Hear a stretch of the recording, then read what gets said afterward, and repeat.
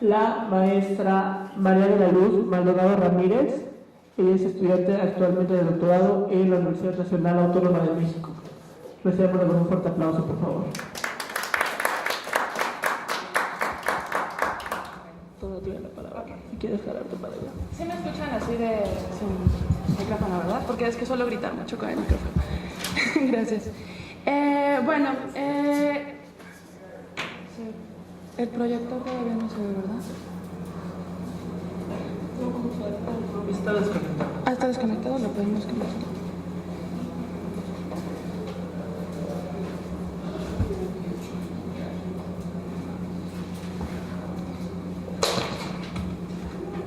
Para el audio necesitaría acercarnos la computadora. Es aquí, ¿verdad? Bueno, igual y déjalo al final porque... Sí, vale, muchas gracias.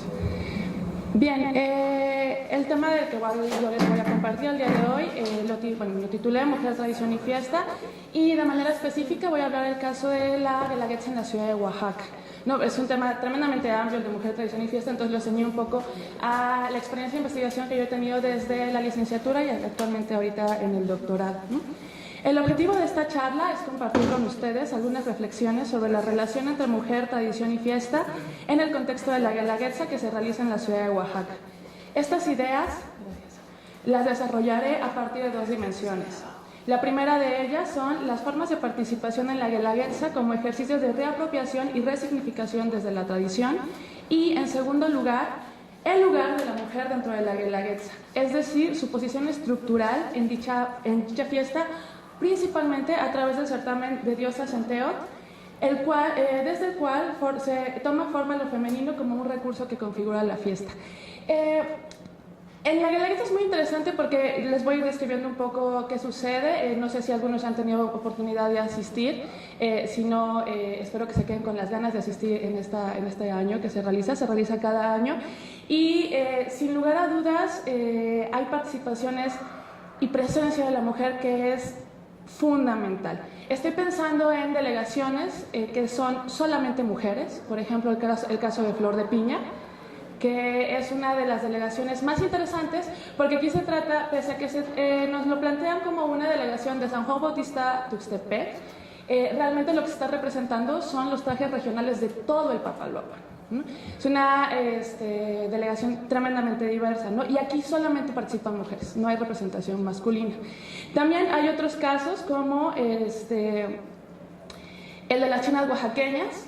Estas representan a la ciudad de Oaxaca, y en particular sí hay representación masculina. Los acompañan lo que se conocen como los faroleros, que representan a los hombres que acompañaban en las calendas de la ciudad de Oaxaca cuando no había luz, entonces llevaban unos faroles, unas maneras de velas. Pero esta delegación surge con la Guelaguetza misma y es organizada por una mujer, doña Genoveva Medina, que era la lideresa de los comerciantes del mercado Benito Juárez de Oaxaca. ¿A qué se dio la tarea esta señora, que en paz descanse? En hacer vistosa a la mujer del mercado. Estaba confrontándose un poco en la época posrevolucionaria con esta mujer de la clase alta media de la ciudad de Oaxaca, y lo que quiso hacer Genoveva Medina es darle vistosidad, darle lujo un poco a la mujer comerciante, y es lo que estamos viendo en estas imágenes. No obstante, también hay delegaciones en las que la participación de la mujer es mínima. Y fundamentalmente son hombres los que realizan las danzas. Estoy pensando, en el caso de la reina de la Sandunga y de Istmo de Tehuantepec, me voy a referir más al rato, quería mostrarles esta imagen, pero en particular lo que estaba hablando de las representaciones masculinas. Estoy pensando en la danza de la pluma, que es una danza de conquista en la que solamente participan hombres, pero sí tenemos una representación de lo femenino, reducida a 2 chicas nada más, pero tremendamente particular y singular, porque están representando a la Ciguapila y a la Malinche, y el momento en el que bailan están ejecutando la representación de la evangelización, del proceso de evangelización de México como resultado de esta danza teatral de conquista, ¿no? Pero yo me voy a ceñir como se dan cuenta, la cuestión de la Guelaguetza está atravesada por lo femenino, por relaciones de género, por sexualidad incluso, ¿no? Es muy interesante también eso. Pero yo me voy a referir exclusivamente al caso del certamen de Diosa Centeot, que es la elección de la mujer que va a presidir la fiesta de la Guelaguetza. Comenzaré problematizando qué es la Guelaguetza, cuáles son las formas de participación, es decir, quiénes participan, cómo lo hacen y cuál es la organización actual de la Guelaguetza. Continuaré pensando las posibilidades de aplicación del concepto tradición inventada del historiador inglés Eric Hobsbawm al caso de la Guelaguetza y cómo su viabilidad me permite identificar el origen del certamen de Diosa Centeot como parte de esta historia ficticia con la que el Estado oaxaqueño buscó legitimar la Guelaguetza, en lo cual recurre a la cuestión femenina, ¿no? Bien, y les voy además a ir pasando como imágenes de participantes del certamen de Diosa Centeot, ¿no? Porque si bien la chica que gana, la que va a ser la representante de la diosa, pues es la más importante y la que todo el mundo conoce, ¿no? También es interesante preguntarnos qué pasa con las que no ganan, ¿no? Incluso también cómo es que le hacen para participar todas, no solamente la que gana, ¿no? Que es muy interesante, entonces voy a ir pasando algunas imágenes al respecto, ¿no? Bueno, la Guelaguetza se realiza el segundo lunes de julio y 8 días después, es decir, el siguiente lunes, su octavo, posterior a la fiesta de la Virgen del Carmen y a la conmemoración de la muerte de Benito Juárez. Aquí ya tenemos unos elementos que definen de forma importante la Guelaguetza. Es una fiesta móvil y la movilidad de esta fiesta depende de un elemento religioso y de un elemento cívico. El elemento religioso es la celebración de la Virgen del Carmen, es decir, la Guelaguetza no puede coincidir con esta fecha, que es el 16 de julio, y tampoco puede coincidir con el 18 de julio, que se celebra el aniversario luctuoso de Benito Juárez. Porque además en Oaxaca se hacen muchísimas actividades para esas dos fiestas, tanto la Virgen del Carmen como el aniversario luctuoso de Benito Juárez. Entonces, lo que hacen los organizadores es moverla para que sea entonces incluso hasta un tercer lunes de julio y coincide el segundo lunes con el primer lunes de agosto, ¿no? En la actualidad, esta fiesta deja una derrama económica de más de 300 millones de pesos solamente de venta de boletos. Era organizado hasta hace 2 años por la Secretaría de Turismo y Desarrollo Económico de Oaxaca, en coordinación con la Secretaría de Turismo de la Ciudad de Oaxaca, y la Secretaría de las Culturas. Desde hace 2 años a la fecha, la organización la retoma la Secretaría de las Culturas, le quita esta batuta a la Secretaría de Turismo. Es tal la importancia de esta fiesta que se registra en términos hoteleros alrededor del 90% de la ocupación en la ciudad de Oaxaca solamente. Porque hay que tomar en cuenta que pese a que se realizan estas dos fechas importantes, las fiestas de la Guelaguetza inician desde junio y terminan hasta agosto. Hay una cantidad de ferias de todo lo que ustedes se quieran imaginar, mezcal, tlayuda, queso, lo que ustedes quieran, alebrijes, de lo que sea. Principalmente en la ciudad de Oaxaca, pero también en las comunidades aledañas a la ciudad. Pero sí hay que ser muy claros, el beneficio económico que se obtiene de la Guelaguetza lo acapara la ciudad de Oaxaca. Las ferias que se realizan en las ciudades aledañas o en los poblados aledaños tienen muy poca recepción, principalmente por infraestructura. No es que no haya carreteras, sí las hay, pero el transporte público para esos lugares es muy tardado, no es de buena calidad, entonces requiere de un transporte privado y muchos turistas ya no se atreven pues, a ir hasta esos lugares, ¿no? El caso más característico y más interesante es el de la Feria del Mezcal. La Feria del Mezcal Internacional que se lleva a cabo en la ciudad, en ella, además que tiene un costo de entrada alrededor de 30 pesos, pero en ella se presentan artesanos mezcaleros que tienen reconocida ante Hacienda su producto. Al mismo tiempo, y también con motivo de la fiesta patronal, en Matatlán, que se autodenomina la cuna o internacional del mezcal, se lleva a cabo también su feria del mezcal. No cobran, pero es mezcal que no tiene reconocimiento de Hacienda. Entonces estamos hablando de un mezcal artesanal, como tal, ¿no? Pero la gente no va a Matatlán, aunque quede a media hora de la ciudad de Oaxaca, porque para esperar el bus para ir hacia Matatlán te puedes tardar hasta 1 hora. Entonces, en términos de beneficio económico, sí lo está centralizando de forma importante en la ciudad de Oaxaca, ¿no? De esta forma tenemos que la Guelaguetza se nos presenta como la construcción de una mercancía dentro de la industria cultural orientada al mercado turístico del folclore, lo cual se logra mediante la imposición de identidades homogéneas de lo oaxaqueño y lo comillo en una aparente celebración de la diversidad cultural y étnica del Estado. Esto que yo les acabo de comentar era el consenso generalizado y sigue siendo el consenso generalizado de los estudiosos en Oaxaca, no necesariamente oaxaqueños, también de otros lugares, pero en Oaxaca, sobre la Guelaguetza. Cuando yo me interesé por estudiar esto y llegué a Oaxaca, me dijeron, bueno, yo estoy aquí en la Ciudad de México, pero soy de Oaxaca, ¿no? Y llegué para ver qué se estaba haciendo en Oaxaca sobre la Guelaguetza y los comentarios eran, ahí no vas a encontrar nada, ya todo es política, todo es comercio, es económico, ni le busques, no hay que estudiar, ¿no? No obstante, yo me pregunté por qué cada año aumenta el interés de las comunidades afrodescendientes, mestizas e indígenas por participar en la Guelaguetza. Estamos hablando de que postulan alrededor de 80 comunidades de todo Oaxaca y solamente pueden participar 50. Hay muchos que rechazan y en lugar de que digan ya me rechazaron y no le entro, siguen intentándolo y se generan todavía nuevas representaciones de intereses de parte de las comunidades. Entonces, ¿por qué? ¿Por qué? ¿Por qué los pueblos de Oaxaca quieren participar en la Guelaguetza? Los participantes no reciben ninguna paga por ejecutar sus danzas y por su representación. Los organizadores solo los apoyan con los gastos que implican trasladarse desde sus comunidades hacia la ciudad, es decir, los viáticos, hospedaje, alimentación y transporte, nada más, ¿no?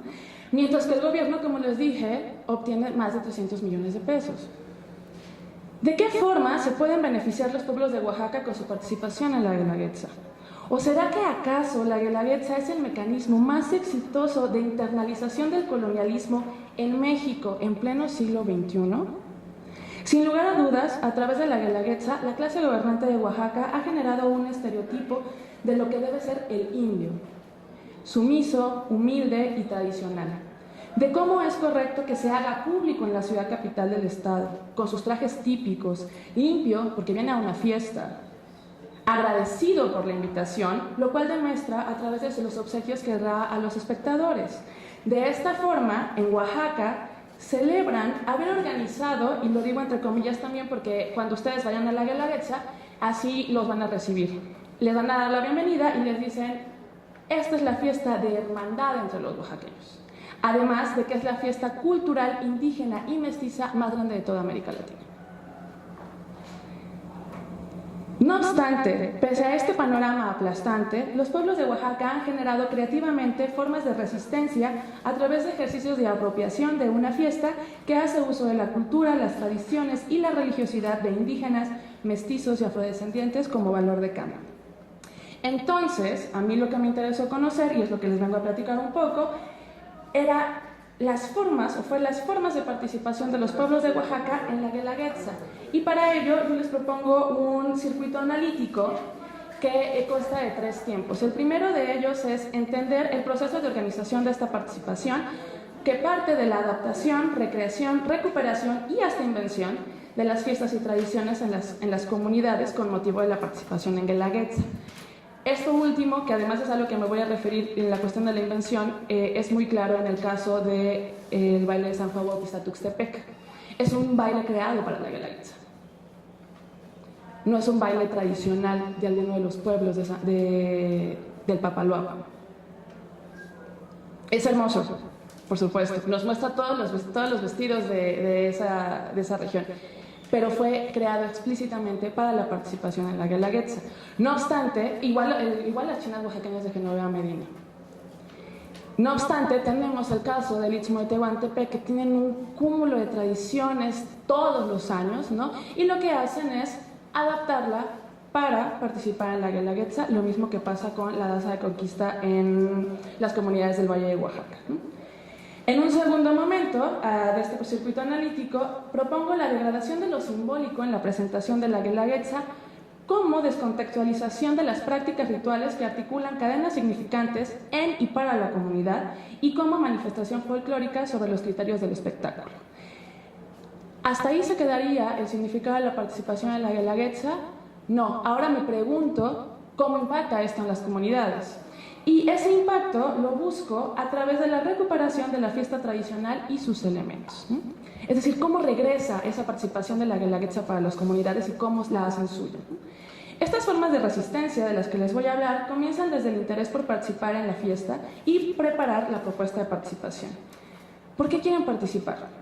Al entrevistar a diversos integrantes de los grupos de comunidades que trabajé de las regiones de Oaxaca, la tendencia general a la respuesta sobre el motivo de su participación es por gusto. Y además, ese gusto les lleva a sentir un orgullo por representar a sus pueblos, lo cual implica un compromiso y una responsabilidad ante ese nosotros que están encarnando en la Guelaguetza.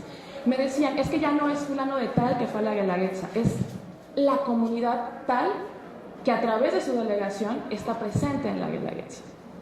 Esto también nos lleva a una tipología diferenciada, porque por supuesto que también hay casos de prestigio en la Guelaguetza. Es decir, sí hay jóvenes, ¿no?, principalmente jóvenes, que de forma individual, ¿no?, se incorporan a una delegación o a la delegación de su comunidad, pero para tener el goce de que sean identificados como participantes de la Guelaguetza. Sí. Ese prestigio de haber estado ahí, ¿no? Y desafortunadamente ahí yo sí identifiqué que no hay un compromiso con las tradiciones de la comunidad, ¿no? No obstante, participar en la Guelaguetza implica un proceso de gradación simbólica de las tradiciones, ya en el contexto de la fiesta y descontextualizado de la comunidad. ¿Cómo se lleva a cabo esta degradación? Esta fiesta, como espectáculo turístico, generó sus propias reglas a cargo de sus organizadores, quienes a su vez crearon un grupo de evaluación de las propuestas de los pueblos, el llamado Comité de Autenticidad. Este grupo de expertos de danza, folclore y vestimenta de los pueblos de Oaxaca, como si eso fuera posible, tienen una consigna muy clara que exigen a las comunidades interesadas a participar. En no más de 15 minutos, tienen que ser capaces de mostrar la esencia de las tradiciones a través de la danza, la música y la vestimenta, e incluso con representaciones gastronómicas también. Porque incluso si ustedes van a la Guelaguetza, hay mujeres que luego se pueden hacer tortillas, ¿no?, durante la participación, ¿no? Entonces, si ustedes han participado alguna vez en fiestas, no solamente de la ciudad, sino de los pueblos aledaños o de las otras regiones, o incluso también aquí en la Ciudad de México, las fiestas no duran 15 minutos. Hay fiestas que duran ni un día, o sea, pueden durar hasta meses. Entonces, ¿cómo le hacen los pueblos para extraer esa esencia de sus tradiciones en solamente 15 minutos? Ahí está lo que yo identifiqué como esta adaptación y recreación de sus tradiciones para el espectáculo, ¿no? Tratando de rescatar los elementos más importantes de su fiesta o los que ellos quieran mostrar, ¿no? Imposible mostrar todo, ¿no? El comité visita a las comunidades y evalúa el cuadro bajo los parámetros del espectáculo. Las delegaciones entregan una monografía donde justifican los elementos de su cuadro con información histórica, etnográfica, fotográfica, relatos. Es muy interesante, me platicaban que cuando van a hacer la investigación, los jóvenes de las delegaciones van a las casas de las personas a pedir si tienen fotos, si tienen los trajes antiguos, y me decían que pasaba de que abrían una almohada y decían, ay, es que yo tengo la falda de mi abuela y la utilizo como si fuera una almohada, ya, como un relleno de almohada, exactamente, ¿no? Y entonces cuando se las entregaban los chavos, bueno, los chavos se iban para atrás, era una falda de principios del siglo XX, ¿no?, en el relleno de una almohada, ¿no? Entonces la recuperan y empiezan a hacer esos trajes otra vez, ¿no? Empiezan a hacer a partir de esta investigación. Realmente hacen trabajo etnográfico muy interesante sin saberlo directamente, ¿no? Es decir, sin tener las herramientas teórico-metodológicas de la etnografía, lo llegan a realizar en los pueblos, ¿no? Ante esto, ¿cuál es la postura del Comité de Autenticidad? Sin lugar a dudas, se trata de un grupo de poder que se posiciona frente a las delegaciones con diversos intereses, ¿no? Algunos de ellos, muy pocos, de tipo pedagógico. Hay quienes forman parte del comité y sí están abiertos a aprender de las particularidades culturales y las recreaciones históricas de los pueblos. Pero en otras ocasiones, desafortunadamente las más de las veces, recurren en descalificar la cultura de los pueblos como invento, no real, no verdadero, mentira, hasta pueblos sin cultura. Esto es tremendo, yo me he encontrado en el caso de Salina Cruz, Oaxaca, y les voy a mostrar un video Es un puerto que inicialmente era un puerto pesquero, ¿no? Como ahí encontraron yacimientos petroleros y tienen la segunda refinería más importante del país, ¿no? Hubo una migración tremenda, ¿no? De todos lados del mundo y de los estados de la República. Y cuando Salina Cruz organiza su delegación y la evalúa el comité, le dicen que todo lo que han hecho se lo han inventado, porque en Salina Cruz no puede haber cultura, solo lo que hay es petróleo. Entonces, desde ahí ya empieza a haber un choque también y un escenario de relaciones de poder frente al Comité de Autenticidad, ¿no? De suerte es que se genera un espacio de conflicto atravesado por relaciones de poder en el que los grupos representativos de los pueblos disputan sus posibilidades de participación con el comité, algunos haciendo uso del recurso político a manera de apadrinamiento. Tan importante, y sí, es políticamente la Guelaguetza, que hay candidatos que prometen, dentro de sus promesas políticas, que su pueblo va a ir a la Guelaguetza. Y lo disputan en las cámaras de senadores o de diputados, ¿no? Al preparar su participación para la Guelaguetza, los integrantes de los grupos representativos de los pueblos se vinculan generacionalmente para compartir conocimientos sobre sus tradiciones. Esto es así porque los grupos están conformados en su mayoría por jóvenes, organizados por adultos, donde se intercambian saberes. O si se trata solo de jóvenes, estos recurren a los ancianos del pueblo para pedir orientación sobre las danzas, músicas y vestimentas de sus comunidades. Aquí juegan una estrategia muy interesante. Los ensayos que realizan normalmente son en los atrios de las iglesias, después de las misas. Entonces tenemos que las personas adultas que van pasando y ven cómo están bailando los chicos, se acercan a ellos y les empiezan a corregir. Así, no, más cadencia, esos no son los pasos, mira, hace así, y entonces empiezan a involucrar y los jóvenes empiezan también a tener esa recepción. Es muy interesante. En ocasiones hay comunidades que se dan a la tarea de presentar una tradición que se ha dejado de realizar en su pueblo, para lo cual llevan a cabo una verdadera investigación etnográfica tratando de rastrear esos elementos perdidos. Estos participantes son conscientes que todo lo que investigaron, lo que saben y hacen en sus fiestas, tendrán que adaptarlo a los parámetros del espectáculo al que quieren participar. Pero eso no quiere decir que en su comunidad, en el momento de sus celebraciones importantes, harán como en el espectáculo. Participar en la Guelaguetza sí ha modificado las prácticas simbólicas y festivas de las comunidades en la medida en que ha incentivado el rescate de vestimentas que ya no se usaban y ahora se retoman para las fiestas importantes del pueblo. Eso es muy importante. No quiere decir que ahora, como ya se visten así en la Guelaguetza, todos los días, durante todo el año en el pueblo se van a vestir así. No, por supuesto que no, ¿no? Porque aquí ya estamos introduciendo la querella entre la tradición y la modernidad o la modernización, ¿no? Pero lo que sí está pasando es que para las fiestas importantes, cuando tienen que ir de gala, empiezan otra vez a hacer sus trajes y empiezan otra vez a vestir sus trajes, ¿no? Lo cual tiene como correlato el rescate de técnicas de hilado y tinturas. Se han rescatado sones y jarabes, así como se ha impulsado la creación de nuevas piezas musicales. Los jóvenes se han posicionado como verdaderos agentes en la transmisión de las tradiciones mediante su creciente participación en la organización y disfrute de las fiestas de sus pueblos. Esto quiere decir que la participación en la Guelaguetza ha movilizado formas de hacer y saber en los integrantes de los grupos representativos, si bien con motivo de presentarse en un espectáculo turístico, pero que al regresar a sus comunidades generan un rescate de la fiesta tradicional y los elementos rituales que la conforman, lo cual impacta en la recreación de lo que llamamos ritualidad festiva de las tradiciones. Hasta aquí esta primera dimensión de la que yo les quería hablar, que eran las formas de participación en la Guelaguetza.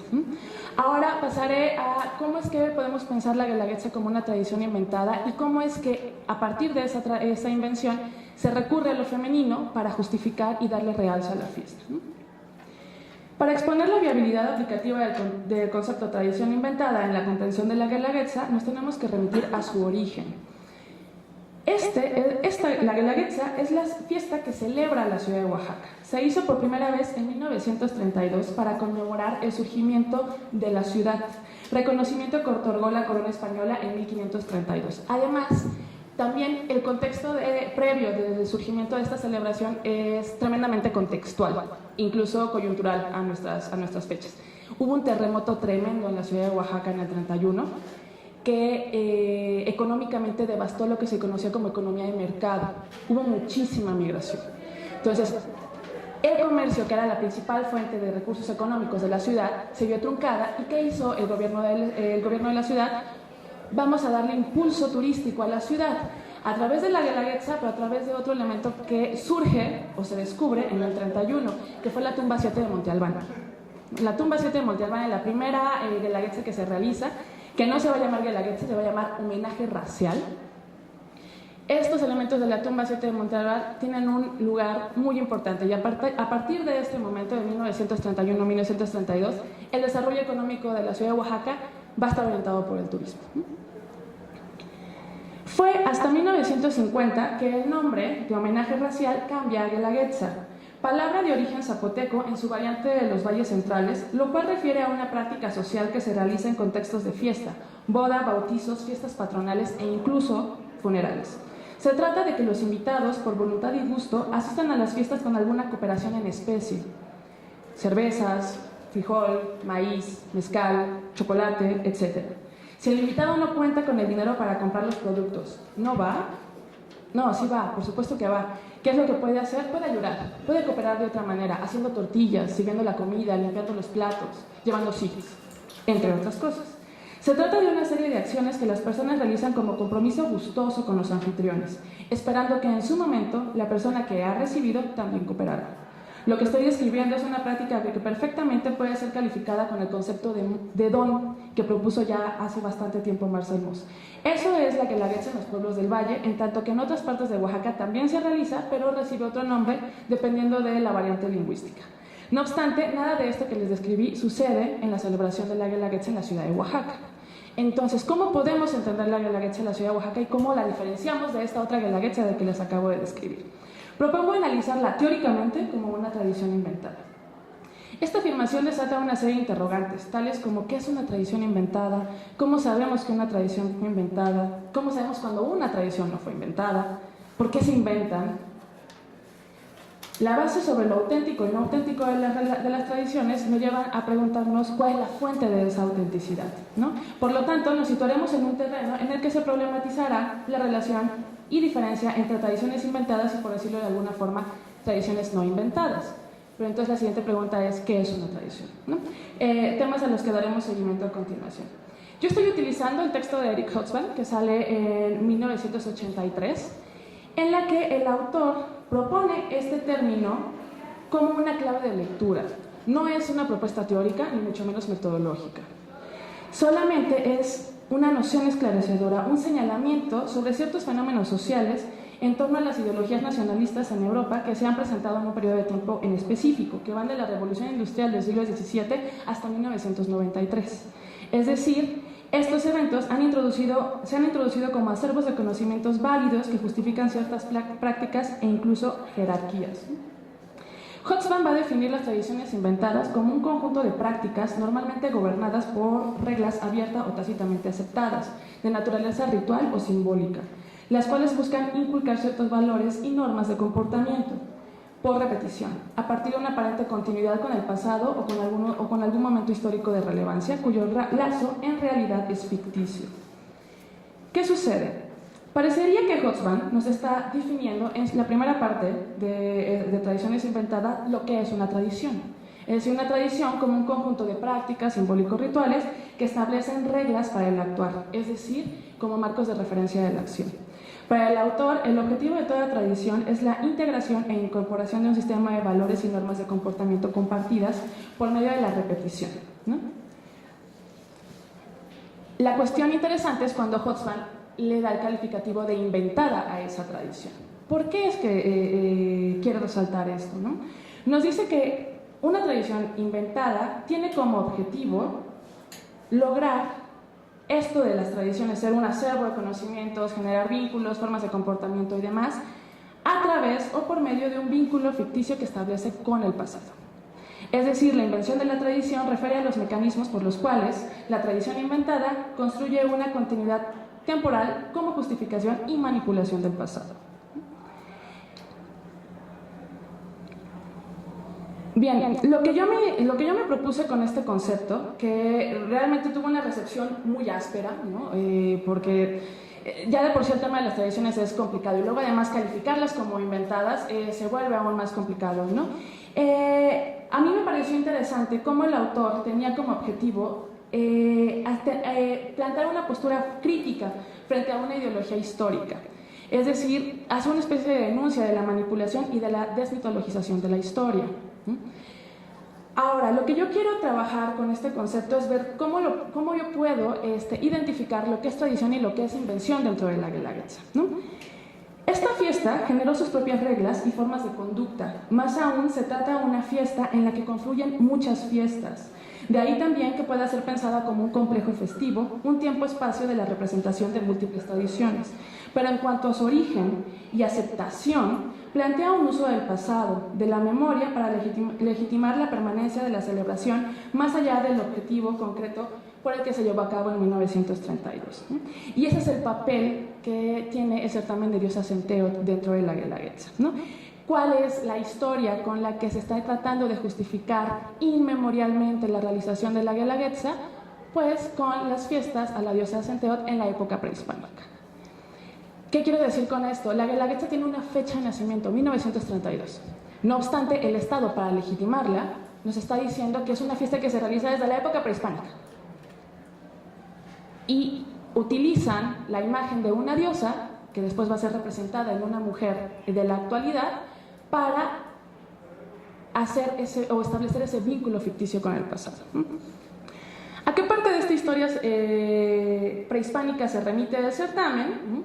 Durante el siglo XV, en el Valle de Oaxaca, había una ocupación náhuatl, quienes habían fundado Oaxaca, que de ahí el nombre de Oaxaca, aproximadamente en el año de 1495. En ese entonces se conformaron los barrios de Xochimilco, Mexicapan y Jalatelalco. ¿Qué pasa con los zapotecos y los mixtecos? Viven alrededor del valle, no vivían en el Valle de Oaxaca. Por eso Monte Albán, si se dan cuenta, está a las afueras de la ciudad realmente, ¿no? Es precisamente en el barrio de Xochimilco donde los nahuas año con año evocaban la festividad de la diosa del maíz, a quien hacían grandes honores. Esta celebración se refiere a la fiesta de los señores o Huitecuilhuit, la cual corresponde a la octava veintena del Zampahualapohualli o cuenta de los días entre los nahuas. En ella se realizaba una fiesta en honor a la diosa Xilonen, la diosa de los chilotes, del maíz tierno. Era una fiesta que celebraba la abundancia y la fertilidad, en la que participaba todo el pueblo. Esto es muy interesante porque cuando se analizan las fiestas de las veintenas entre los nahuas, hay fiestas en las que participan mujeres y hay fiestas en las que no pueden participar mujeres o no participan hombres, o las ancianas tienen un papel fundamental. En el caso de esta fiesta, todos participaban, absolutamente todos. Hombres, mujeres, niños, ancianos, pero principalmente estaba dirigida a los pobres, porque cada año, nos dice Fray Bernardino de Sahagún, en este tiempo hay falta de mantenimientos y hay fatiga de hambre. En este tiempo solían morir muchos de hambre.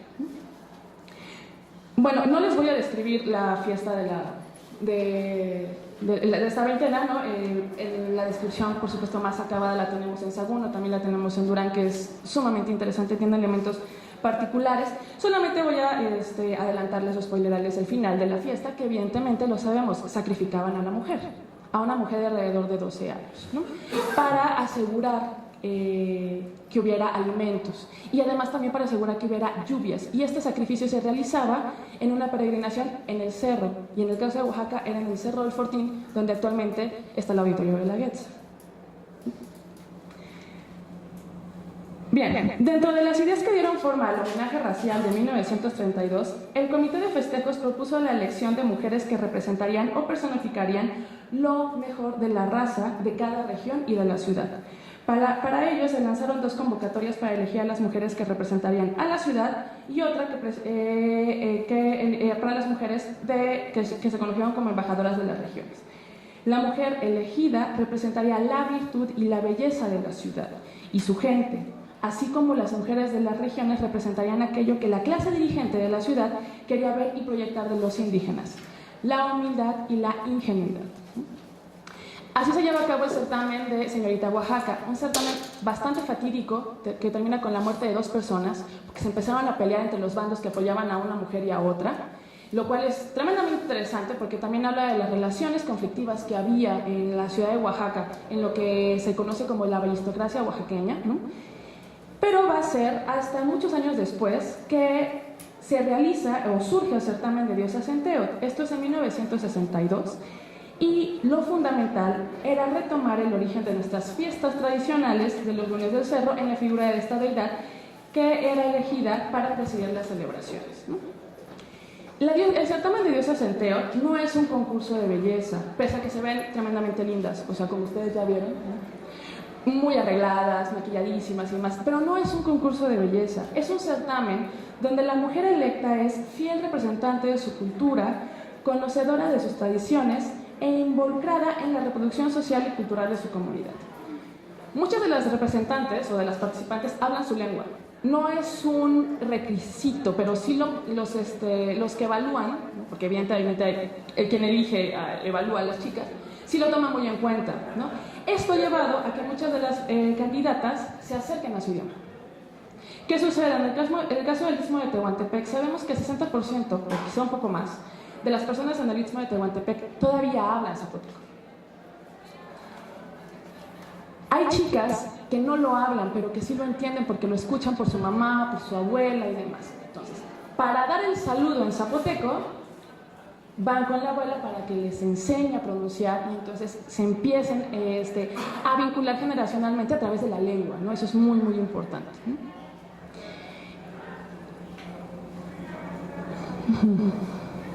El comité evaluador está formado por integrantes del comité de autenticidad, entonces ya le estoy dando muchas claves para que veamos también qué pasa con el certamen de diosas en Teot, ¿no?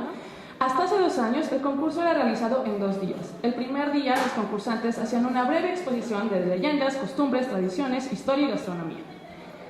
En el segundo día estaba dedicado exclusivamente a la vestimenta tradicional. Las mujeres describían cómo hacían y qué representaba la vestimenta.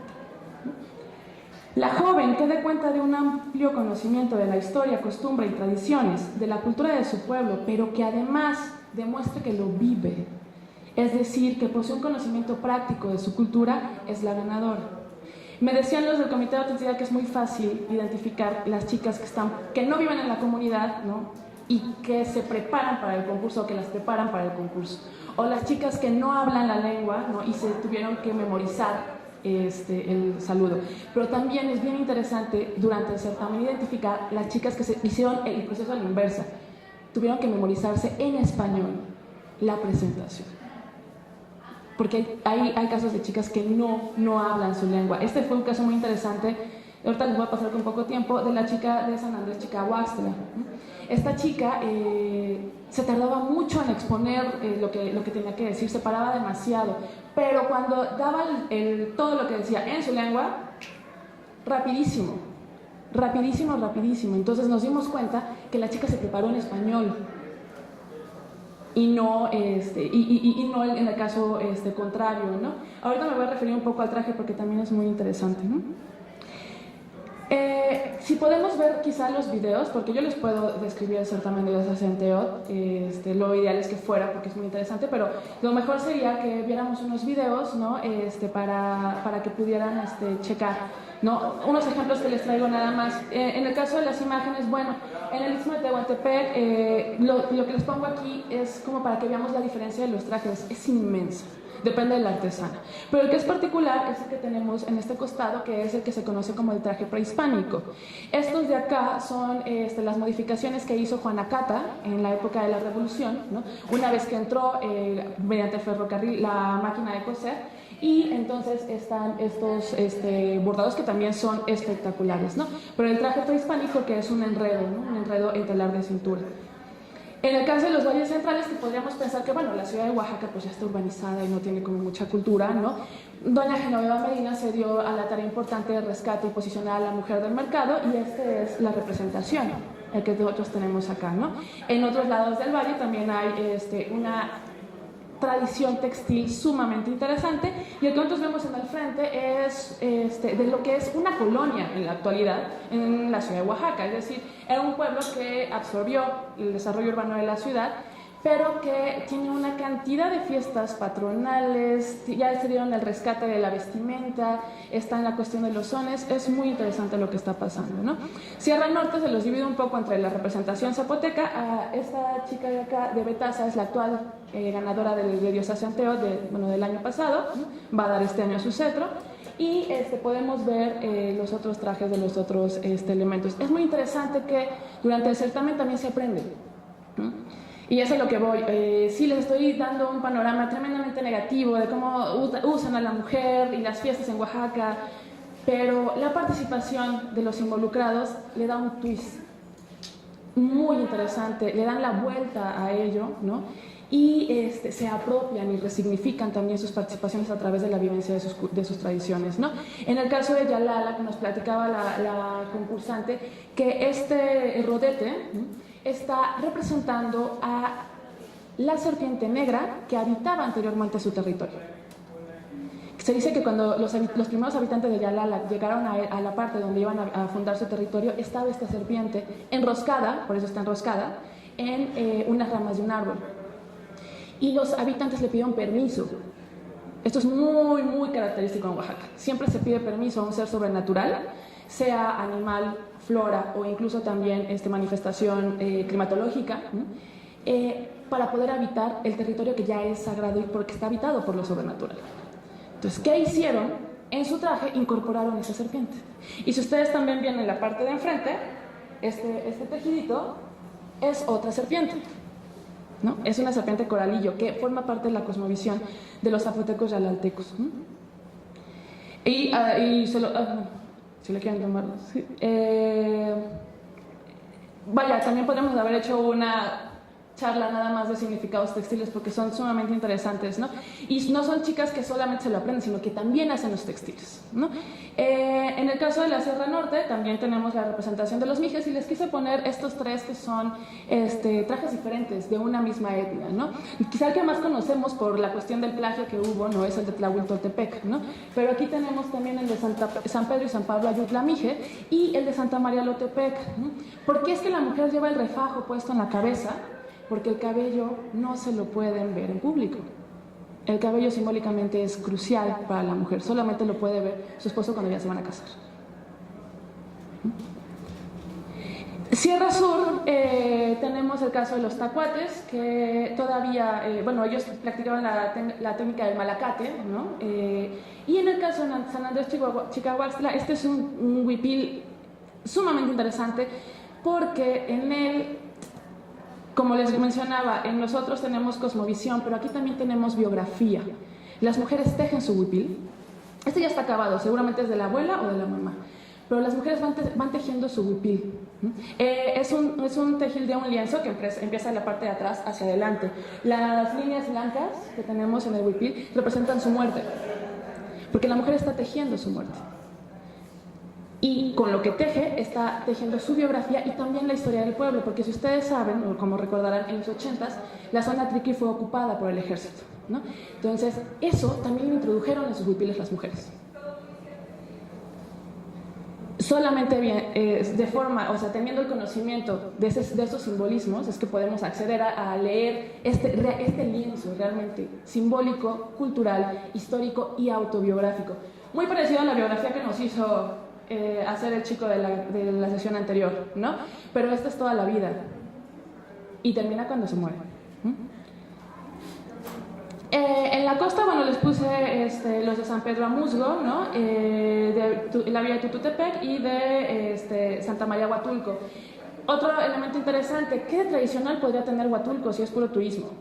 Si son hoteles, si son yates. No, tenemos Santa María Huatulco, que está pegada a la sierra y que se dio la tarea de rescatar sus zonas tradicionales y su vestimenta, ¿no? La mixteca, que desafortunadamente ahí tenemos muy pocas representaciones de dancísticas de la mujer, ahí la mayoría son hombres los que bailan, ¿no? Y Papalapal, que es una riqueza y una diversidad tremenda, ¿no? Muy, muy, muy interesante. Quisiera entonces mostrarles algunos videos para ya después dar paso a... ¿Sí, internet, verdad? Para dar paso ya a las reflexiones finales. Ok, súper. Sí, es un ratito porque el certamen dura horas, es interminable, ¿no? Pero sí quisiera yo mostrarles algunos casos que son tremendamente ilustrativos, ¿no? Este no es un caso ilustrativo.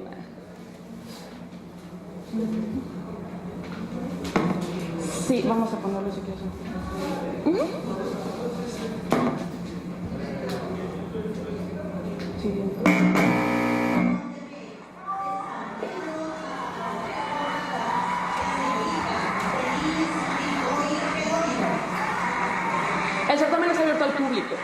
evidentemente. Este es el altar de la Catedral de la Ciudad de Oaxaca.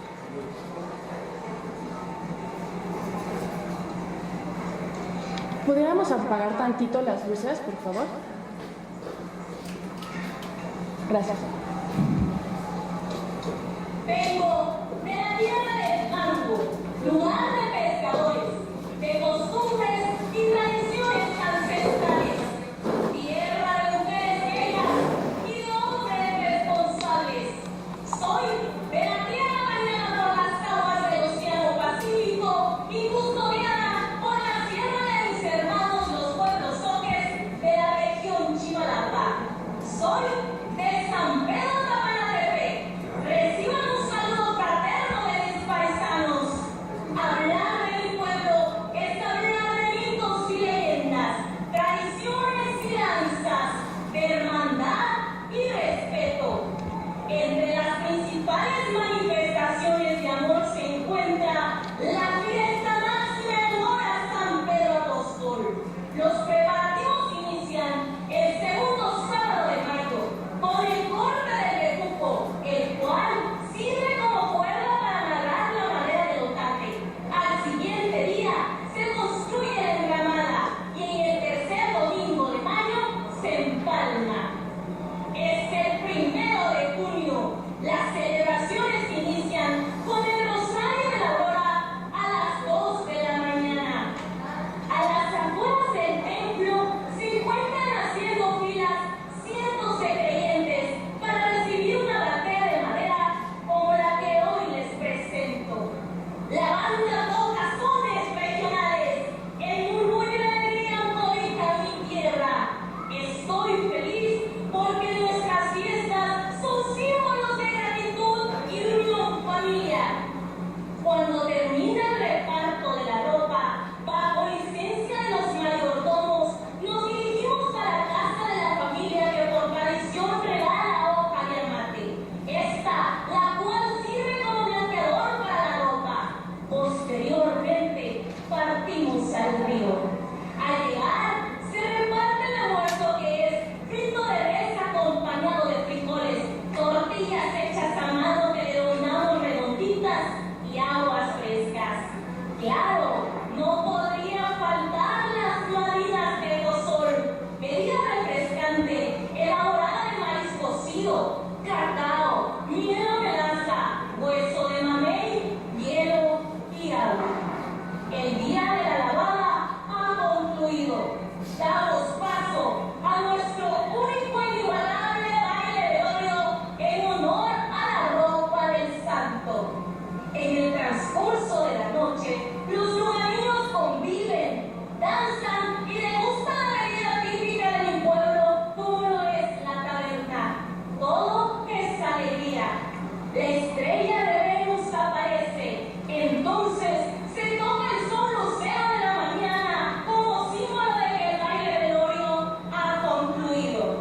El día 2 de junio, por la mañana, nosotras acudimos a planchar la ropa y los frontales del santo con planchas que en su interior se les agrega brasas al rojo vivo. ¿Le puedes parar tantito? Es muy interesante la participación de esta chica porque ella representa a la etnia zoque que habita todavía en el Istmo de Tehuantepec. Sabemos que el Istmo de Tehuantepec lo identificamos con los zapotecos, ¿no? Y con los trajes tan bordados que hay que forman parte también de los zapotecos, ¿no? Pero en la historia de cómo es que llegaron estos pobladores al Istmo de Tehuantepec, anteriormente esta zona estaba poblada por huaves, por chontales y por zoques. ¿Qué hicieron los zapotecos? Los desplazaron, los pasaron a las partes limítrofes al mar, por eso San Mateo del Mar, que son la parte de los huaves, ¿no? Y también los chontales. Y en el caso de los zoques, si ustedes se dieron cuenta, cuando fue su presentación, chocó mucho que haya mencionado lo del pozol, cuando el pozol se identifica con algo chiapaneco. También la guelaguetza sirve para darse uno cuenta de los límites de la identidad regional, ¿no? Evidentemente comparten el pozol porque están los límites de los Chimalapa, donde colindan con Chiapas, ¿no? Y además también, si ustedes se dan cuenta, su vestimenta es tremendamente sencilla. Y fue la misma vestimenta que llevó al día siguiente cuando tenía que hablar de la vestimenta. ¿De qué habló ella? De cómo es que los zoques dejaron de hacer su vestimenta por la influencia de los zapotecos y adaptaron a lo que tenían, a lo que les quedaba. Eso fue muy interesante. Ahora quisiera ponerles otro ejemplo.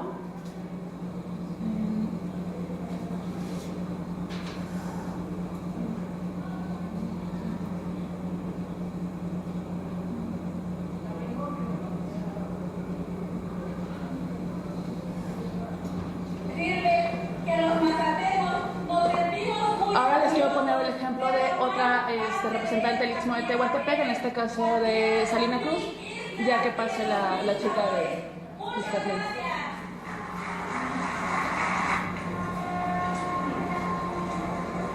Yunga, Yunga, eso soy, orgullosa de mi pueblo que es puro amor, con alma de pueblo ismeño y de corazón pesquero, aquí en la verde antequera les brinda su corazón. Buenas tardes, hermanos de Oaxaca, buenas tardes, jurado calificador, visitantes nacionales e internacionales. Mi nombre es Marta Catalina Vázquez Arroyo, traigo el saludo fraterno del Puerto de las Maravillas, Salina Cruz. Me siento muy contenta de estar el día de hoy con ustedes y hablarles sobre mi querido Salina Cruz. El origen del nombre de mi pueblo se pierde entre la historia y la leyenda, que al hacer retrospectiva entre el tiempo y el espacio, se recuerdan las vivencias de mis progenitores y abuelos. Cuenta la leyenda que en el siglo antepasado llegaron unos misioneros a un pueblo que se dedicaban principalmente a la recolección de sal y a la pesca. Estos no adoptaban la doctrina cristiana. Una mañana, un hecho sorprendente asombró a todos los pobladores, ya que un grupo de pescadores encontraron en la laguna principal una cruz cubierta de sal solidificada. Ante sus ojos les pareció un milagro, nombrando mi pueblo Cruz de las Salinas, o mejor conocido como Salina Cruz. Algunos historiadores relatan que en el año de 1527 Hernán Cortés llegó a Bahía La Ventosa y que en el cerro El Morro construyó el primer faro que guiaría las embarcaciones a mi pueblo. Los nacidos en Salina Cruz se les conoce como Xunco o Xunca, palabra en zapoteco que quiere decir él o la menor de la familia, adoptado así porque este fue el último pueblo en formarse en el Istmo de Tehuantepec.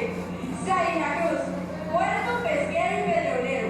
Su población cosmopolita lo hace distinto a las demás poblaciones cercanas, como Tehuantepec, Juchitán o Ixtepec. Es un lugar donde se realizan fiestas tradicionales en honor a un santo.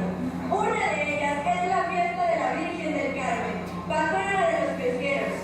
Parte importante, cultural y tradicional son las mayordomías, fiestas realizadas por una pareja, comúnmente un matrimonio. Los mayordomos se encargan de organizar y coordinar las actividades de estas fiestas, que suelen desarrollarse en torno a la fecha del santo.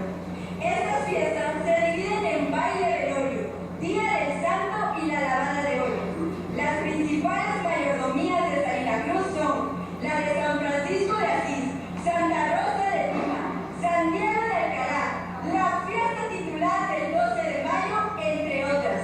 Y cómo no hablar de la rica sazón de la mujer Xunca al preparar el delicioso coloradito de res. Y el riquísimo relleno de puerco. Y qué decir de la gran variedad de mariscos, el mejor marisco del Pacífico. Al degustar la típica cucaracha de mar, la langosta y el camarón gigante, ya sea el de cristal o el café. Cualquiera de ellos es riquísimo al paladar. Por eso, yo los invito a mi pueblo a que prueben de estos manjares, a que disfruten de sus sabores, olores y colores. Y lo mejor de todo, disfrutarlo junto al mar. Y es por todo esto que somos parte de una región rica en costumbres, leyenda y gastronomía. ¡Viva el Istmo! ¡Viva Salina Cruz! Gracias. Si ustedes vieron cuando pasó toda la vestimenta, la idea también es que, bueno, las vestimentas en el Istmo de Tehuantepec son muy caras. Oscilan entre más de 10,000 pesos, ¿no? Y además tenemos que estar tremendamente enjollada, ¿no? Todas de oro. En la actualidad, en las fiestas Ya casi no, porque ha habido muchos asaltos, hay muchos robos, incluso a casa, de personas que identifican que tienen oros muy valiosos y se meten a robar. Entonces ya no lo utilizan tanto, pero anteriormente, ¿no? y actualmente los que se atreven, ¿no? Sí lo hacen como prestigio. Es decir, qué tanto oro traigas, también es qué tanto prestigio social y económico tienes, ¿no? Y en este caso pues, estamos hablando de un puerto petrolero, ¿no? Que es Salina Cruz, que según nos dicen no tiene cultura, y nos acaban de contar la chica el origen del pueblo. Y cómo es que también se identifican ellos dentro del idioma zapoteco, ¿no? Como los chuncos o las chuncas, los más pequeños de la familia zapoteca. Ahora quisiera mostrarles una representación afrodescendiente.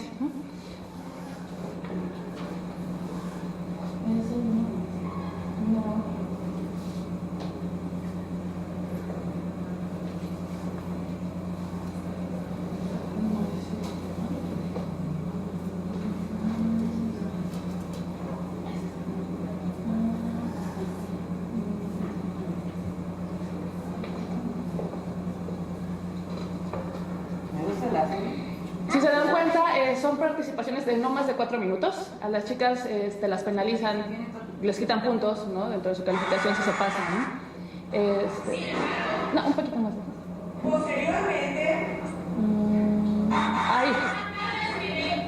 Ahí está.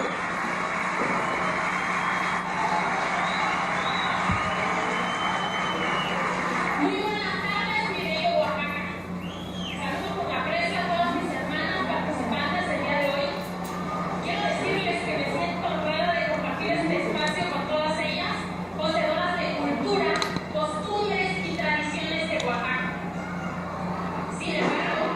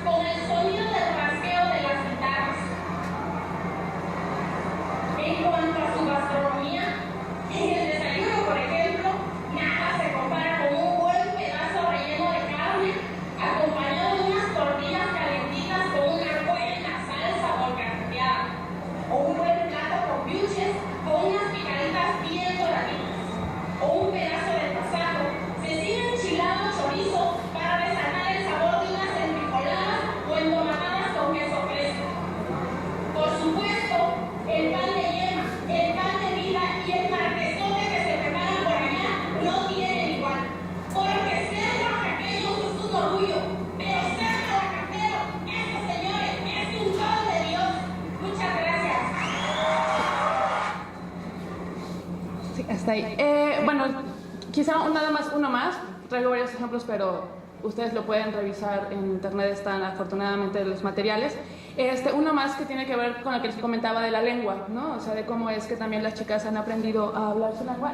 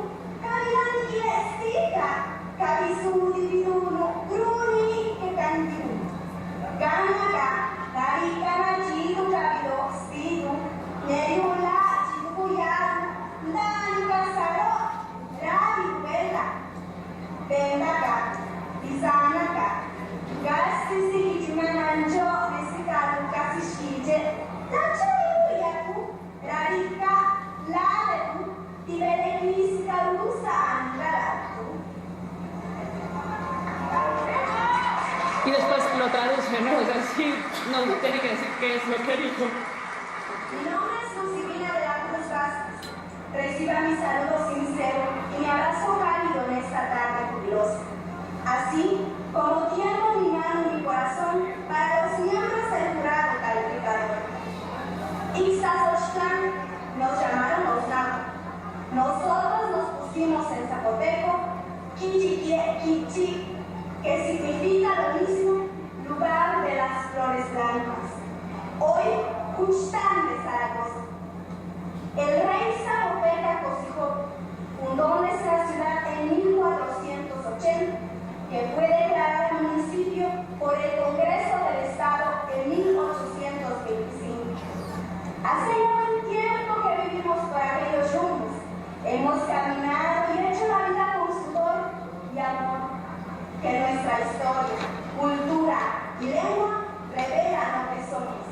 Este es el esplendor que hay que discutir al mundo, para que puedan conocernos y enriquecernos, que lleguen a saborear nuestra comida, el guisado picante de iguana, el armadillo horneado, el molito y tamalito de camarón, que lleguen a saborear la bebida de los dioses, el punto o espuma, el atole de elote y de pinolillo, que nos visiten para maravillarse de los trabajos de nuestros artesanos, las manos mágicas y floreras del hotel y bordadoras de trajes regionales, que vean cómo las seductoras mujeres son dueñas del mercado y el comercio, un mercado inverosímil de productos innumerables,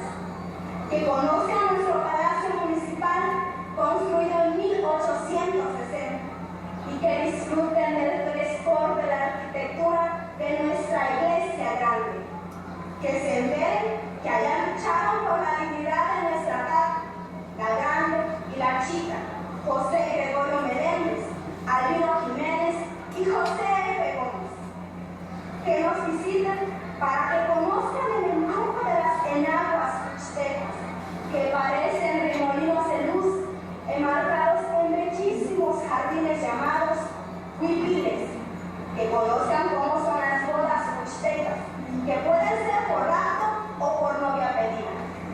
Anímense a llenarse de familiares prácticos en las 26 velas que celebramos en Ruchtán, que empiezan en abril y terminan en septiembre, pero que en el mes de mayo despiertan su embrujo total. Hermanos, todos los pueblos de Oaxaca son mágicos, son deslumbrantes, pero yo tengo enterrado mi ombligo en Ruchtán de Zaragoza, el pueblo más maravilloso. Visítenos y me darán la razón. En el ancho y amoroso cielo de mi pueblo solo falta el lucero brillante que son ustedes. Dios Kisha Pedirado, cabeza de la Kushkiche, allá los esperamos. Muchas gracias. ¿Sí lo puedes poner? Era mostrarles qué pasa con la cuestión de la lengua. La invitación que ella da es complicada, ¿no? Dado que todo lo que nos describió ya no existe. Me refiero al Palacio Municipal y al mercado, que sí eran deslumbrantes realmente, ¿no? Y desafortunadamente Juchitán en la actualidad está pasando por una oleada de delincuencia, además de la destrucción en la que están ya viviendo desde hace tiempo, ¿no? Y sí es muy peligroso, actualmente es muy peligroso ir a Juchitán, ¿no? Bien, pero bueno, hay casos muy interesantes. Les traigo un video, no lo voy a pasar por cuestiones sí, o quizá al final. También la creatividad de la mujer es tremendo en el caso del certamen de Diosas Santiago. Ustedes pueden distinguir aquellas que sí hicieron como su discurso mucho más en temas de oralidad, de oratoria más bien, ¿no? Y cuáles les están contando algo que están haciendo todos los días, ¿no? Hay casos también de chicas que lo hacen versado. Lo dicen todo versado porque son músicos. Bueno, músicas, ¿no? Es muy interesante lo que sucede en el certamen, ¿no? Quizá al final lo pongo. Para ir haciendo unas reflexiones finales, ¿qué nos puede decir este certamen de la relación entre mujer, fiesta y las tradiciones en Oaxaca? Durante los primeros años de la invención de la Guelaguetza, el recurso ideológico de lo femenino recayó en la imposición de una moral y de una posición de poder, pues la mujer elegida era de la ciudad capital. Con el pasar de los años, hubo un cambio en ese uso ideológico y funcional de la imagen de la mujer bajo los fines comerciales ahora hacia el espectáculo. La mujer sería la representante de la tradición, ya no la depositaria de una moral, sino la representante de la tradición. Una relación estereotipada entre la mujer y las tradiciones en el contexto de un espectáculo turístico. La mujer sería vista como protectora, quien resguarda las tradiciones, los costumbres, los usos y saberes que dan forma a las tradiciones. Ella transmite con su palabra y sus acciones, es la tejedora, es la cocinera, es la que canta y baila, quien da aliento y sustento a los modos de vida en las comunidades. Y sí, por supuesto que eso es la mujer, y por supuesto que eso hace la mujer, y por supuesto que eso hacemos todavía, ¿no? Pero el uso que dieron los organizadores generó una imagen folclorizada de la mujer en la tradición. Pongo un ejemplo. Que antes del ejemplo, lo que estoy tratando de plantear es cómo también este certamen nos confronta, y ya lo mencionaba en algún momento, en la relación entre la modernidad y la tradición. Y ya no tanto entre la modernidad, sino en la modernización. En el certamen del año pasado hubo un momento que fue una ruptura. La representante de Matatlán, que Matatlán no tiene delegación, es decir, no va a Guelaguetza. ¿Qué quiere decir esto? Que no todas las chicas que participan en el certamen van a la Guelaguetza con sus delegaciones, es decir, no todas bailan, solamente van a representar a su comunidad, ¿no? Por certamen de diosa, y si son diosas, pues que mejor, ¿no? Pero no todas bailan, algunas sí, no la mayoría, no es requisito. Y hay chicas que no tienen una delegación que las respalde, como en el caso de Matatlán. Y estaba haciendo una presentación, yo no lo encontré en internet, ojalá ustedes lo busquen en Vive Oaxaca, que tiene los certámenes. Una presentación tremenda, muy bien, muy interesante, posicionando el mezcal y demás. Y se movió su rebozo y se vio cómo traía un celular pues enorme, más grande que el mío, casi parecía una tablet, ¿no? En el refajo, bueno, en el ceñidor, perdón, ¿no? Entonces, en ese momento algo pasó. ¿Cómo es que nos dimos cuenta que pasó algo? Porque todo el mundo hizo un ruido como escándalo. Esta mujer que nos está presentando tan tradicional trae un celular de última tecnología. ¿Por qué no? ¿Por qué no podría traerlo? ¿Por qué no tendría que hacerlo? No tendría que hacerlo porque está en un certamen en el que está representando la tradición. Pero ¿por qué la tradición va a estar en contra o va a estar confrontada con la modernización?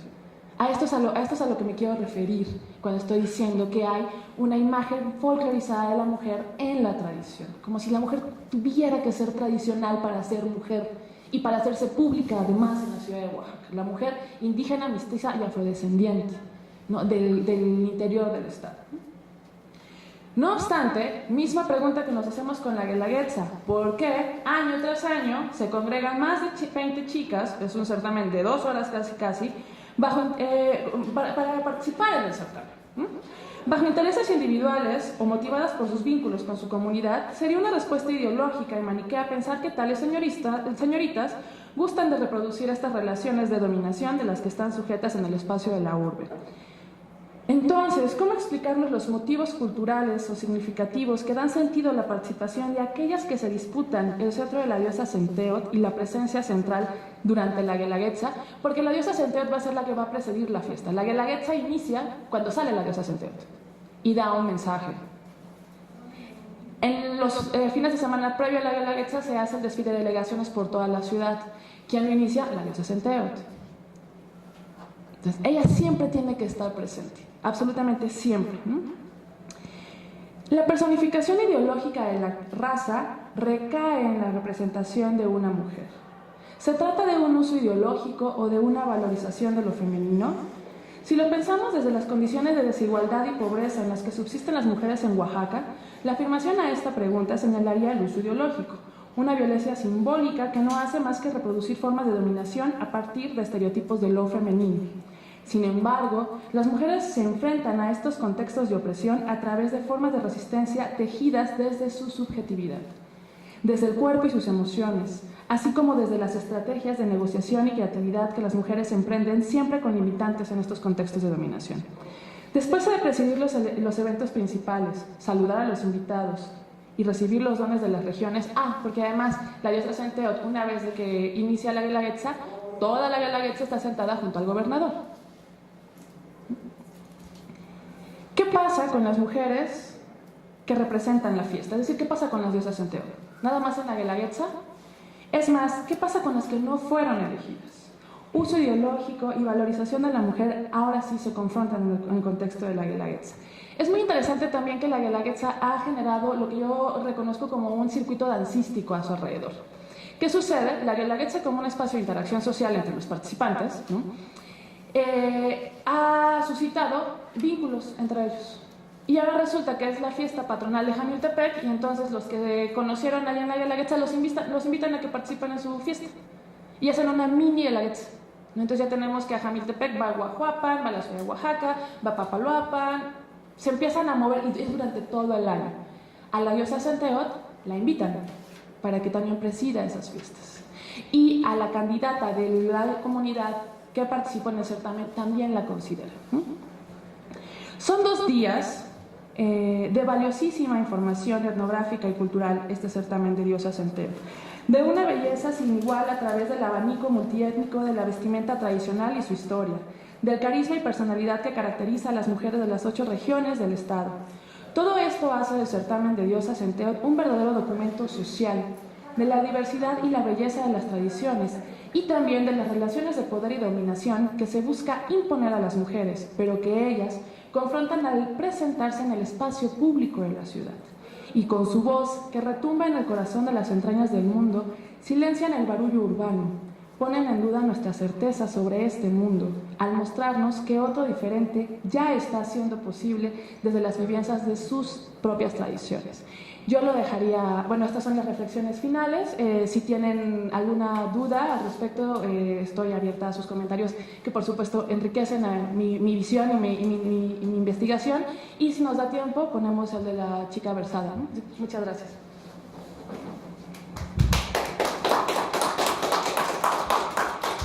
Gracias, María de la Luz. Si me apoyan con la luz, por favor, ahí atrás, ¿me pueden apoyar con ella?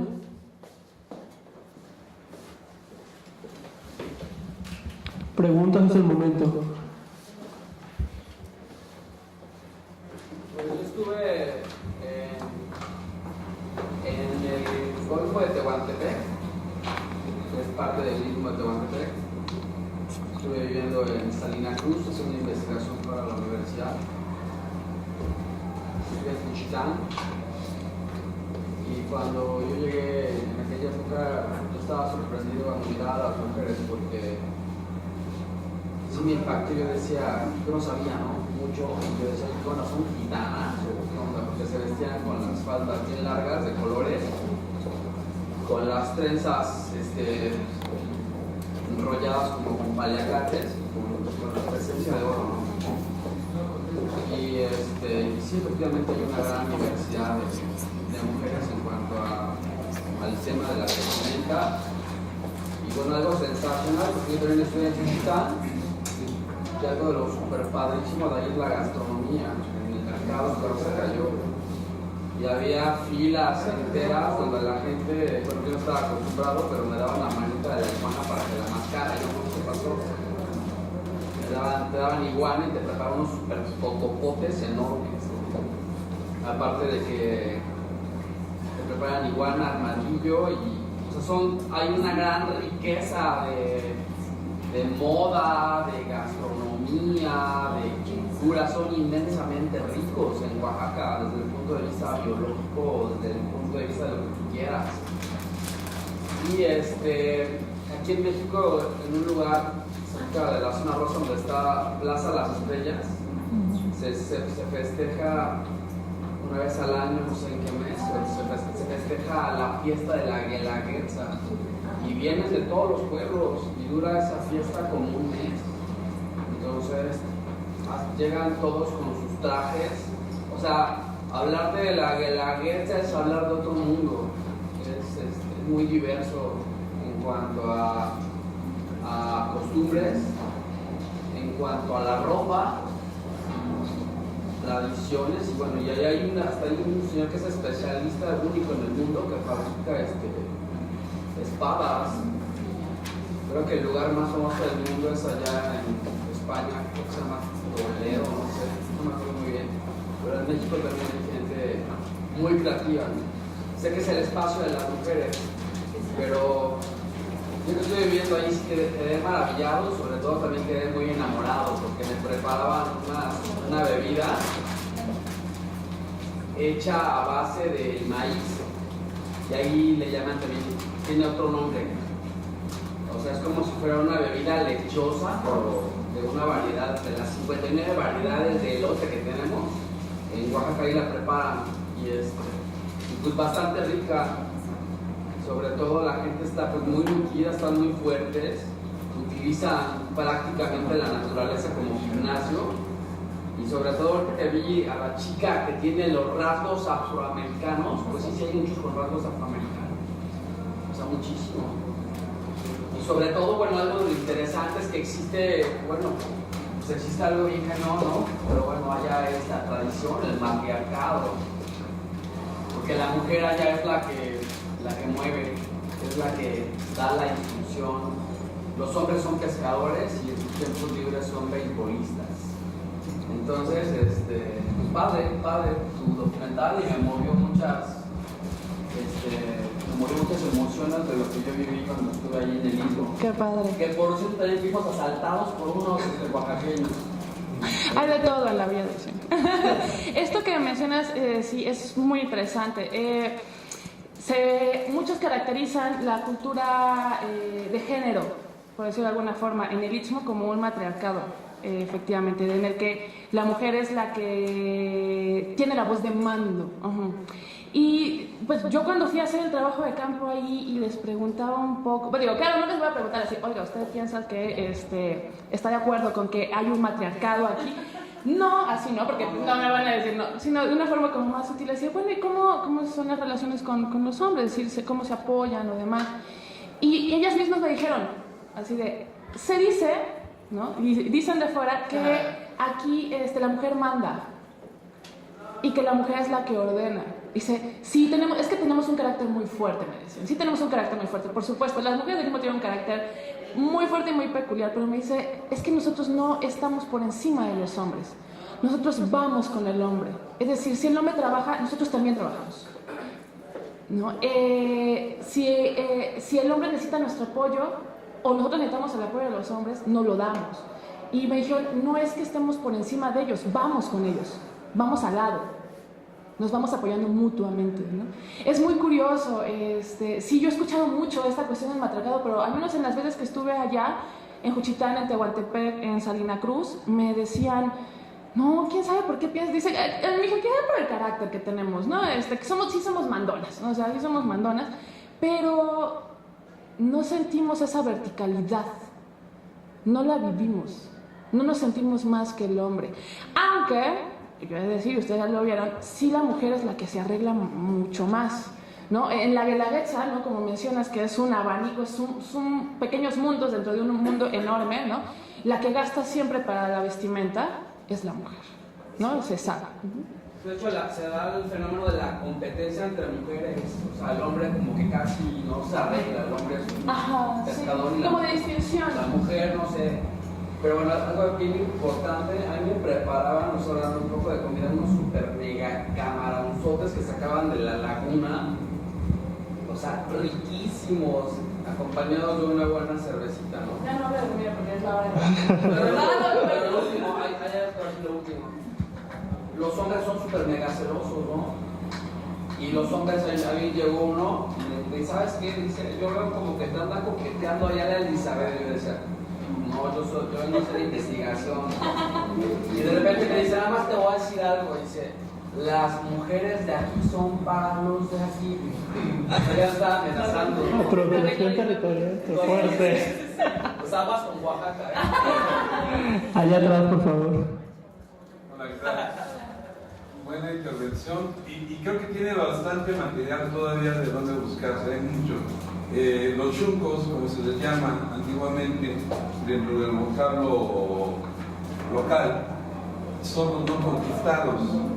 Por eso de ahí viene principalmente que aún prevalece la cultura de los colores, esa mixtura que muy hacia los tiempos actuales tuvo la cristianización, porque los españoles no pudieron entrar a la Sierra Alta, era una zona boscosa y por lo mismo se continuó por muchas tradiciones.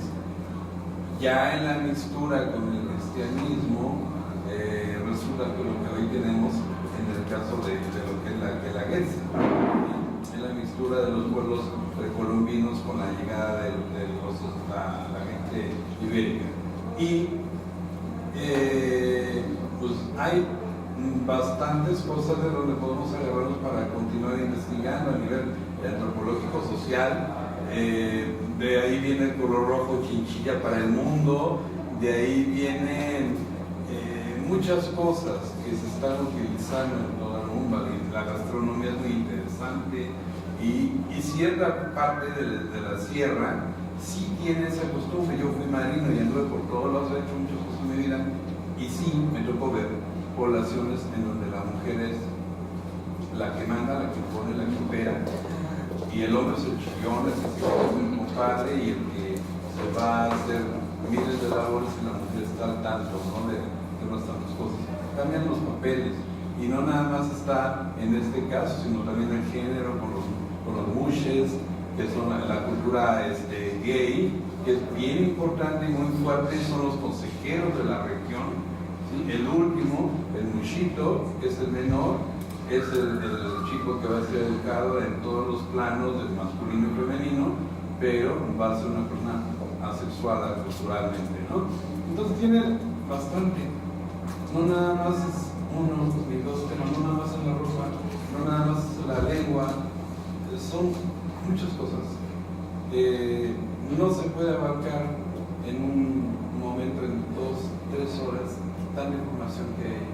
Aquí en la ciudad bueno, hablando de la Ciudad de México, en Valle de Chalco hay una población bastante grande de oaxaqueños, y en la segunda que la que está oficialmente reconocida es en el pueblo de Chimalhuacán.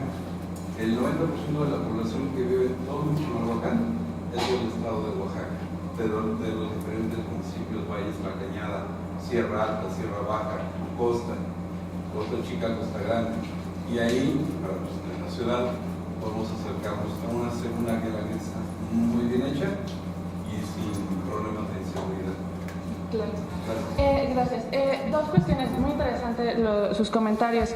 En cuanto a la palabra xunco y xunca, sí, yo también había escuchado entre varios pobladores del Istmo de diferentes pueblos, ¿no?, que son muy críticos a que Salina Cruz se haya autodenominado xunco, ¿no? O sea, le den ese uso, ¿no? A mí lo que me pareció interesante es cómo se apropiaron y resignificaron una palabra, ¿no?, que puede tener muchísimos usos para los contextos en los que se utilice, ¿no? Pero que en el caso de lo que nos mencionaba la representante de Salina Cruz, tiene que ver con la fundación de su ciudad, ¿no?, la historia de su ciudad, y cómo es que también ellos se pueden identificar frente a los otros, pese a que a los otros consideren que, pues no, xunco se entiende por otra cosa, ¿no? No necesariamente la gente que vive en Salina Cruz, pues ¿cómo creen? ¿No? Esa es nuestra palabra. Muchas cosas ahí interesantes, ¿no?, que pensar. Y lo que menciona usted al final, que sí es otro tema que yo no le he querido entrar, pero la cuestión de la migración, ¿no?, y la realización de la Guelaguetza es un gran tema, ¿no? Yo lo que quería comentar, o sea, lo que quería mostrarles es cómo igual también dispara, ¿no?, a muchísimas temáticas a poderse investigar, ¿no?, desde diferentes ángulos, desde diferentes propuestas teóricas, desde el pensamiento feminista también, desde los estudios de género, ¿no?, porque la Guelaguetza está atravesada por unas cuestiones de sexualidad cruciales, ¿no?, que a mí no me alcanza, ¿no?, porque no es la construcción de objeto que yo estoy haciendo, ¿no?, ni son las propuestas de pensamiento que yo trabajo, ¿no?, pero que está ahí, ¿no?, y que harían de verdad excelentes trabajos al respecto, ¿no? Pues la cuestión de la migración es tremendamente interesante, ¿no?, porque, como dijimos, bueno, la Guelaguetza oficial es la de la ciudad de Oaxaca, ¿no?, la que organiza el Estado, de la que se beneficia el Estado. Y tenemos que además se realizan otras Guelaguetzas fuera de Oaxaca, aquí en la Ciudad de México y en Estados Unidos. Se realizan dos en contexto de migración estadounidense. Muy interesante. Es decir, los paisanos de allá, ¿no?, se organizan sus cuadros. Incluso a mí me ha tocado, yo trabajo con un grupo de danza de la pluma, el que les mostré, y son artesanos penacheros. Ellos han mandado penachos para los danzantes de pluma de Estados Unidos, de su comunidad, ¿no?, porque también intentan como tener este apego, esta cercanía mediante la participación y la realización de sus tradiciones, ¿no? Y también han invitado a otras poblaciones de Oaxaca, ¿no?, dentro de Oaxaca, a que vayan a Estados Unidos. Se dan a la tarea de menos llevar una delegación oficial. Delegación oficial quiere decir que ella haya participado en Guelaguetza y que sea la que represente al pueblo. El año anterior llevaron a Huautla de Jiménez, ¿no? Entonces sí es un gasto importante y sí participa mucha gente, ¿no? Esto, entre la relación entre tradición, migración, también es un gran tema, ¿no?, sin lugar a dudas. Muchas gracias. Sí. Gracias.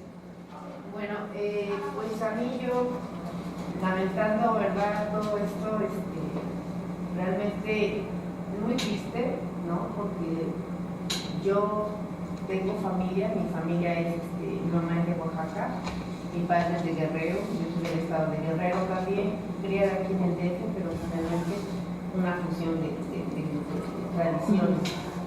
Mi papá es de la parte que se llama su pueblo Santa Rosa de Lima, y se festeja a la Virgen de Santa Rosa de Lima, y bueno, se hacen como esas pequeñas Guelaguetzas, ¿no? Y da una enorme tristeza saber que desde la sumisión, ¿no?, desde la tradición que se introyecta, ni siquiera tener ese mito, como dicen ellos, un cuento, una leyenda de lo que ha sido introducido para el dominio, ¿no? sobre todo en el dominio en el que se está hablando de Estados Unidos e Inglaterra hacia la dominación a lo que es el pueblo mexicano, hasta estas alturas de la modernidad, ¿no?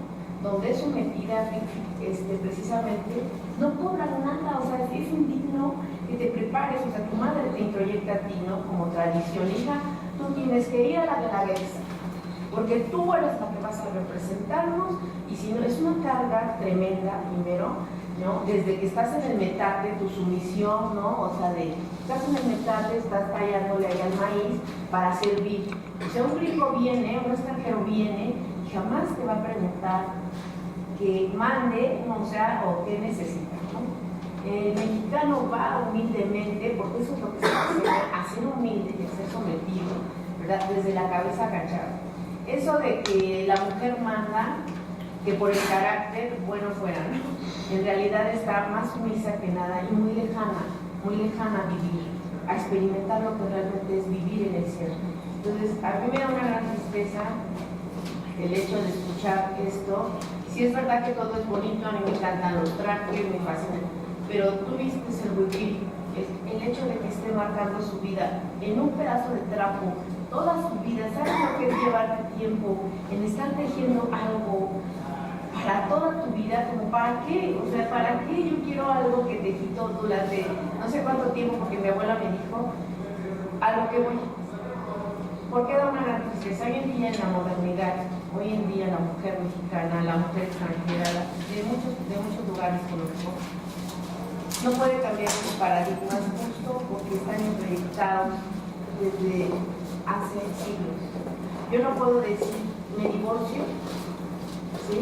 Porque la tradición, ¿verdad?, de los pueblos es, si tú te divorcias, hija, eres de todos. Si tú no participas, no tienes una identidad. Si tú no haces esto, o sea, hay un peso. La gente cuando acude a terapia no puede cambiar ese paradigma. Lo trae muy enfrentado. Es muy difícil vivir y cargar con eso. La tristeza que yo les decía es, introducimos desde los celtas lo que es la Navidad, ¿no? Sí, alegórica, hermosa y demás, pero introducida para un dominio económico y político. Introducimos Halloween, ¿no? Igual, con una gama de economía tremenda, que no quisiera hablar de eso, pero bueno, se viene al tema. Y como tú decías, en Oaxaca, 300, ¿no? Y que solamente millones que se le quedan al puro gobierno, que quién se los reparte. Tendríamos que estar hablando ya de otros temas. Sin embargo, la pregunta es, desde ahora que todo el podio se significa lo que es el feminismo, la mujer, yo no soy feminista tampoco, pero sí puedo visualizar lo que se ha invisibilizado con este tipo de tradiciones, que no porque sean malas, sino en cómo se están utilizando para un poder y un dominio del sometimiento de la mujer, vendiéndola y prostituyéndola todavía en la economía para que otros ganen. Eso es lo único que podría decir. Sí, claro, ese es el contexto fuerte, ¿no?, en el que se está desarrollando este tipo de eventos, ¿no? Por supuesto. Comparto mucho de lo que usted mencionaba, ¿no?, que tiene que ver con estas formas de sometimiento, de dominación, este escenario de relaciones de poder en el que está atravesada la mujer, ¿no?, pero atravesada como anclada, ¿no? O sea, no con esa movilidad, ¿no?, sino ahí, no hay parámetro, está sujetada, ¿no?, a estos contextos. Y sí, es justamente lo que yo quería caracterizar, ¿no? O sea, cómo es que estos contextos tremendamente asfixiantes, ¿no?, para todo el participante, ¿no? Porque claro, el tema central de los participantes que se preguntan ¿qué onda con la Guelaguetza? Es ¿y por qué no nos pagan? Aquí está la diferencia, o ellos marcan la diferencia entre una delegación y un grupo folclórico. El grupo folclórico sí recibe una paga, pero porque el grupo folclórico tiene una gama de un acervo de tradiciones o de danzas que va a presentar, ¿no?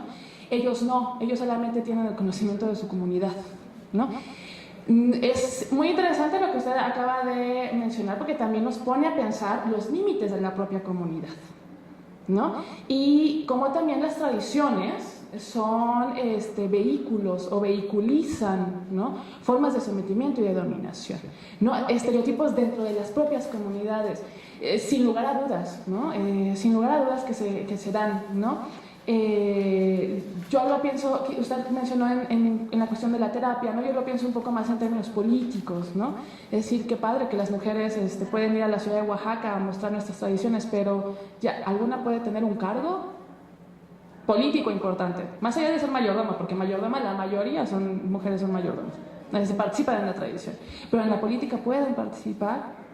Es muy cerrado todavía este aspecto, ¿no? Entonces, yo lo que quería destacar es, sí, como este universo que parecía que nos está aplastando, ¿no?, en el que parecía que no tenemos salida, ¿no?, se dan ejercicio a manera de destellos, ¿no?, que intentan trazar pistas para un camino a conquistar, ¿no?, y a trabajar ese camino, porque nadie nos lo va a regalar, ¿no?, ni por el carácter, ni por nuestra forma de ser, sino por nuestra forma de estar, ¿no?, y que es a través de las tradiciones de estas mujeres que se presentan, ¿no?, que se comienza ese trayecto, ¿no? O sea, porque bueno fuera que estuviéramos en otro contexto de gozo, ¿no?, todas y todos, pero se está haciendo y va poco a poco, ¿no? Pero sí va en el sentido de cómo se construye la subjetividad de la mujer en estos escenarios, ¿no?, que es el tema fuerte que yo quería comentarles y mostrarles con los videos, ¿no? O sea, también